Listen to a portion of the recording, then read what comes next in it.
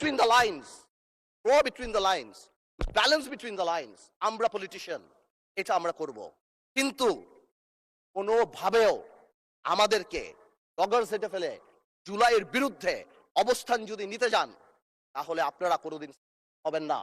আপনারা যদি এই জুলাইয়ের উপর মাথায় কাঁঠাল রেঙে, আর এনসিপি যে আমাদের দল, আমাদের হিরোরা যারা যুদ্ধ করেছেন, যারা এখানে আছেন, তাদেরকে বলে দিই, আপনারা জেনজিকে রিপ্রেজেন্ট করেন, জামাত জেনারেশন হয়ে যান না।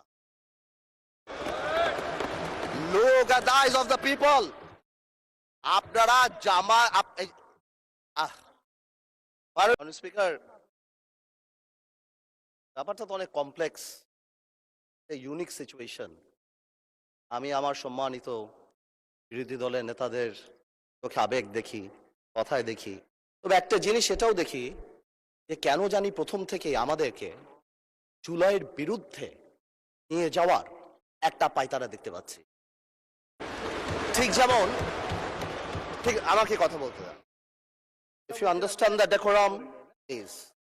আমি কেন আবার কোয়াইট, এটা হবে না কিন্তু। তো আমাকে আওয়ামী লীগ সরকার মনে পড়ে যায়। আমরা যদি কোনো কথা বলতাম, যুদ্ধাপরাধের বিচার চায় না, আমরা বলতাম তেলের দাম কত, যুদ্ধাপরাধের বিচার চায় না। আমি অনেকখানি ওই অ্যাটিটিউডটা দেখতে পাচ্ছি। সবচেয়ে বড় কথা করবেন না, please listen to him, you will get your turn. হ্যাঁ, there is possibility. আমাদের এক ভাই বলেছিল ফ্যামিলি কার্ড খাল খনন, তো কি পুরো দেশ স্ট্যান্ড স্টিল হয়ে যাবে? পুরো দেশ স্ট্যান্ড স্টিল, সারাদিন আমরা এটা করব, এই আমাদের কাজ? This is absurd. আমরা অবশ্যই এটাকে করব, আমরা অবশ্যই এটাকে রেসপেক্ট করব। এর কারণ আমরা এখানে, এই আন্দোলনের কারণে আমরা এখানে, হয়তো আমরা জেলে থাকতাম, but the country must move on. সুতরাং আমি যেটা বলবো, আমরা সবাই মিলে আমরা বসি, আমরা আলাপ করি, কিন্তু আমাদের কোন সদস্যর বক্তব্যে যাতে জুলাইকে আন্ডারমাইন না করা হয়। কারণ মনে রাখতে হবে, সেই দিন আবু সাইদ শহীদ হয়েছিল, সেদিন চিটাগংয়ে ওয়াসিম আকরামও কিন্তু শহীদ হয়েছে। কন্ট্রিবিউশন কিন্তু কারো কম না, আমাদের সবারই। কেউ ফেলে দাও, সংবিধানকে ছুঁড়ে ফেলে দাও।